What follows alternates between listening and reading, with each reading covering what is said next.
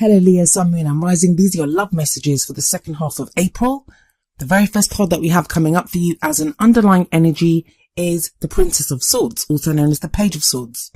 The pages, they can be messengers, so this can refer to messages back and forth, especially as swords represent our thoughts, our ideas, our beliefs and how we communicate them.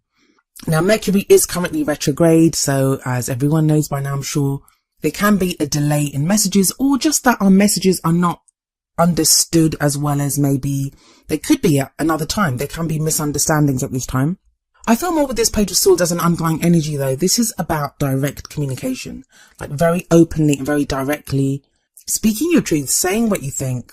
Some of you could be dealing with a kind of immature, and I say immature, that could be in age, they could be younger than you, or just in the way that they're acting, even if they're older than you. Air sign energy, which is Aquarius, Gemini or Libra, Sun, Moon or Rising. I feel this card is more about speaking our truth or hearing someone else's truth. It's truth. It is truth. It's, the messages that come through, they're honest, but they're not always said in the kind of nicest way, if you know what I mean. Like they can be very abrupt or very blunt. Now, I just want to comment that a lot of the readings I've just done, I've done, Gemini and Cancer just before you, they had the same thing. Like, you know, the underlying energy was kind of a bit tricky, but the rest of the spread is great. And the same goes for you. The rest of the cards, very positive, lots happening. There is a shift in this second half of April. The energy has shifted. And I feel like this kind of, the underlying energy, the kind of trickiness there, I don't want to say bad because no cards are good or bad, but the trickiness there, it can be kind of a lingering effect. Mercury is still retrograde. So there can be an unease, that's an underlying energy, but the energies are shifting, which is great news. And we see that at the heart of your reading where we have the Nine of Cups. The Nine of Cups is the wish card. It's wish fulfillment. It's getting our heart's desire. So even though, like I said, that Page of Swords energy can be kind of tricky, I feel like it's going to lead to the fulfillment of some wish. So don't be surprised, like first it might be a little bit abrupt and then you'll be like, the truth is actually really going to set you free. It's going to make wishes come true. It's going to lead you on the path to wish fulfillment. Because the Nine of Cups is at the heart of your reading, it feels like some of you are actually going to experience that wish fulfillment during this time. Or if if there's no one around or you have no idea, you've not known for a while what you want in your love life, that's going to become clear during this time. The only kind of word of caution with the Nine of Cups is be careful what you wish for because you just might get it. Also, it's a 9, so it talks about reaching almost the end of a cycle. 10s are the complete completion, but 9s are you're almost there. You've almost completely ended this emotional cycle that you've been on. And if we're not going to talk about wishes and manifestation, all that, the Nine of Cups can talk about just happiness, feeling happy, feeling like we have more than enough to share. And that's very much your energy anyway, Leo. Like you guys love to love and to share your love and to share that happiness with other people. So there is that kind of going on in your love life right now. And you have another 9 coming up as a past energy. We have the 9 of Pentacles here. This tells me that a lot of you have gone through this time of achieving much. This may have been like internal work that you've been doing. It may be practical work that you're doing in the outside world, but just practically getting your house in order. And you got to a place where you were able to look around at everything that you've done. And this can be in any way. I mean, it's a general reading, so that energy can be applied to any area of your life. But you can look around at everything that you've achieved and know that you achieved it yourself. You can kind of bask in the abundance of the stability that you've kind of created for yourself, the security that you've created for yourself. It's a great foundation, especially to build on emotionally, because Pentacles is a very practical energy, a very grounded energy, talks about value, security, support, stability, but it's also the kind of independence. So you very independently achieved all this. It's not been with the help of anyone else. Now, if you're in a relationship, obviously like a card about independence and achieving things on your own seems kind of out of place. But it isn't, because it's showing that this is the work that you've done. Sometimes even when we're in a partnership, we exert our own kind of individual presence. Some of you will have liked to have been single. You will have been enjoying the single life. And not, okay, I'll say enjoying. Some people are going to be like, I don't enjoy being single. But you've made the best use of that time being single. You've achieved stuff. You've created abundance for yourself in whatever area during this time of being single, of being independent. But that is all changing because we have the Wheel of Fortune coming up as a present energy. Present energy is the main energy of this time, although tarot timings can be weird. The Wheel of Fortune talks about change. It talks about a change in circumstances. The major arcana cards, it talks about a big change, that wheel is turning. What I always like to say when the Wheel of Fortune comes up is that if the good times don't last, then why would the bad times last? Like, that wheel keeps turning. That's fate. It has to keep turning. Seasons come and go. And that's kind of what's happening in your life at the moment. Like, a new season, a new cycle is beginning. Now, this card's been coming up a lot during this retrograde season. And I think a lot of that's to do with the fact that it is fate. So it talks about karmic events. There can be a couple of things here. Like, if that Nine of Pentacles energy was you maybe separating from a relationship or going off by yourself, whether it was your own choice or someone else's, but you did it and you worked hard at it and you were independent and you achieved much.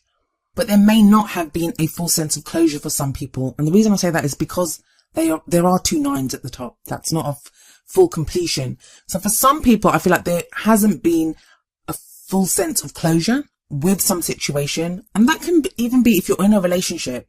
If there have been problems in that relationship, maybe you guys just decided not to deal with them in that moment, that there were other things going on, practical things that needed more attention. With this Wheel of Fortune, sometimes it can show situations coming back round again. And with that Page of Swords sitting above the Wheel of Fortune, it feels like this is a situation where you're now able to say the truth, or you now have to hear the truth from someone else. I don't feel like it's a bad thing at all, not with the Nine of Cups there, and not with the cards that follow either. It feels like this is something that needs to be said. It may have been delayed. Sometimes the Page of Swords can show a delay in communication, as I said before. So if it's something that needs to be said, it's something that's long overdue that has to be said.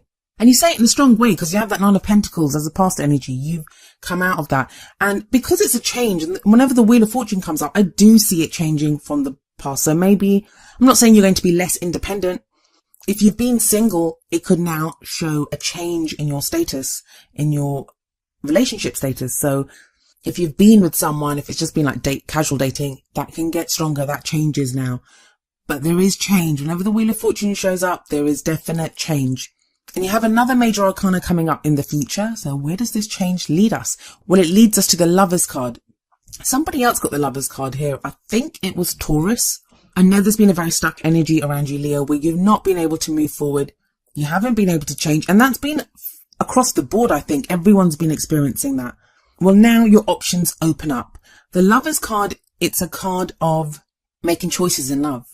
It's deciding to love, even for some people. But I say it's like a choice. It can represent unions.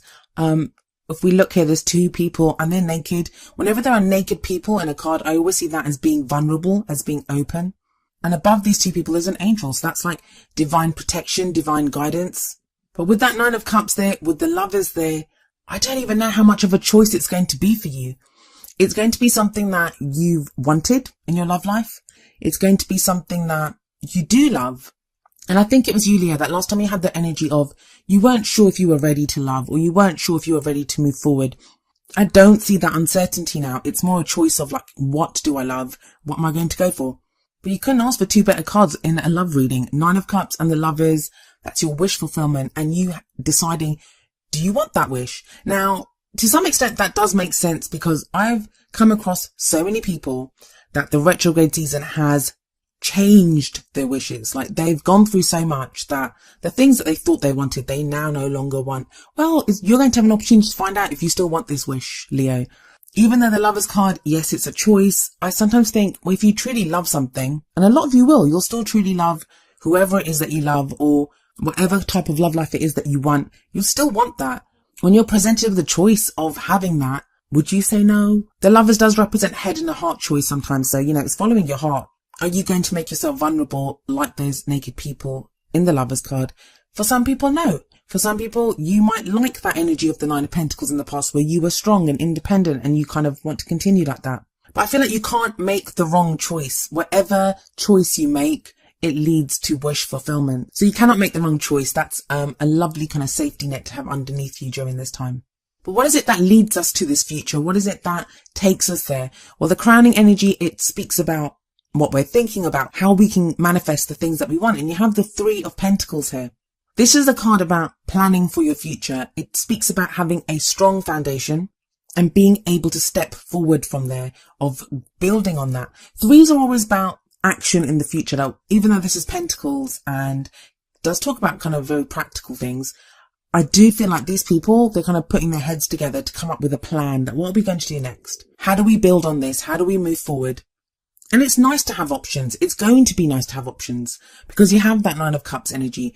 This can be anything. This can be choosing who you want to be with, like making a plan of, I want to be with this, or it could be, because there's always like more than one person in the Three of Pentacles card, could be making a plan with your partner or with someone that you're dating, like how you want to step forward. I do see for a lot of you kind of almost like a leveling up in relationship status. That Wheel of Fortune and the Lovers, they pack a powerful punch, especially with the Nine of Cups at the heart of this reading. So what's your advice from the Oracle cards? Well, from the Romance Angels, we have soulmate. Yes, this is your soulmate. Now, if for those of you that have been following my channel for a while, you know how I feel about using the word soulmate. Everyone has their own very kind of definite idea of what a soulmate is. So I feel like we can get lost in semantics sometimes when talking about soulmates.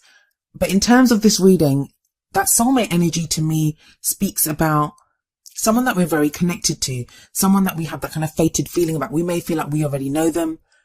That's a very loving image on this card. But in the actual sense of what soulmates are, they can challenge us. Soulmate relationships can be some of the most challenging. So maybe you've had a tricky start with someone, or, you've not been sure about how things are going. Maybe it's your soulmate person that has had that kind of Page of Swords energy and has said some things to you that have made you think like, whoa, no one talks to me like that. Or, it's that kind of thing that you feel that connection with someone, but you're not completely sure, which I also think is kind of strange because when you meet your soulmate or when you meet a soulmate, there's usually no question about it. But if there is a question about it, this card is saying, yes, you've met your soulmate. Now, if you've met no one, there's no one in your life, there's no one around, and you're completely single, that Lovers card in the future can represent someone coming in with a kind of soulmate energy, or that kind of very deep connection, compatibility.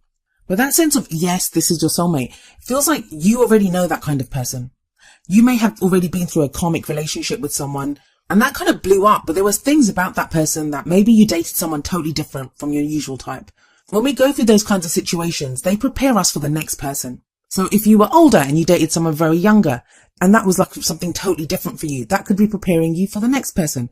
If you dated someone that was from a totally different culture, from a different part of the world, something that you wouldn't usually do, or someone, maybe it was the first time you dated someone from work, like you don't usually date people in the workplace. Even though that relationship ended, that experience would have prepared you for the next person. That's why we go through those experiences, to make us open to a change, to prepare us for someone new that's coming in. So this is going to be someone new.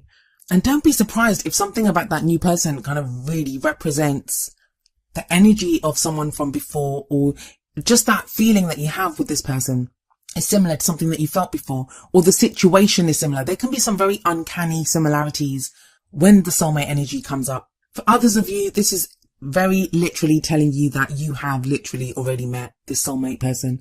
Could be an ex, could be someone that you're with right now, it could be someone that you're dating, could be someone that asked you out and you kind of weren't sure if you wanted to date them at that time, but now you're thinking, could there be something that could be built from this? Or the Three of Pentacles says there is a kind of future here. There is something to be built on. There is progress that can be made, and there is a solid foundation on which a relationship can be built on. The advice from the Whispers of Love deck is focus on love. Look for the good attributes in each and every person in your life. I feel like this is going to be very important, especially with that Page of Swords energy. When someone comes and says something to you, don't focus just on their words. And remember, misunderstandings are very easy at this time with Mercury retrograde. Don't just listen to their words. Think about why they're saying them. And ask for more clarity if you don't know. Like, why do you feel that way? Or, what's making you say this right now? Don't immediately go to like a defensive place where their words are taken as a comment on you. No matter what someone says, that is always a statement on where they're coming from. Even if they're directed at you, even if they make a comment that's like, you are like this, or you do this, all they're really saying is, this is how you make me feel. So if you focus on the love there, if you focus on the feeling, and I think a lot of people are getting this message as well, that, focus on love. I think Cancer just got love is all that matters, because there is love there, but you have to think, if you've been going through a tough time, if you've been going through this transformation and change, every single other person has as well. Now, you're a person who's watching a tarot video, so you're open to the energies and you're open to exploring what they mean, but other people are not. Other people think tarot is a load of crap, and they think the same with astrology and stuff. They don't understand the energies of what's been changing or what's been going on. So we have to focus with love. The ones that understand what's been happening or why the energies are shifting like that, we have to maybe be a little bit more understanding. Now, that doesn't mean you have to put up with anyone's crap. I don't say that. Never. Like, always be safe. Always have your self-respect and make sure that other people respect you as well. But it feels like it's more, if someone's struggling or they're coming from a place of struggle, like, focus on love. Look for the good attributes in that person and why they may be saying what they're saying.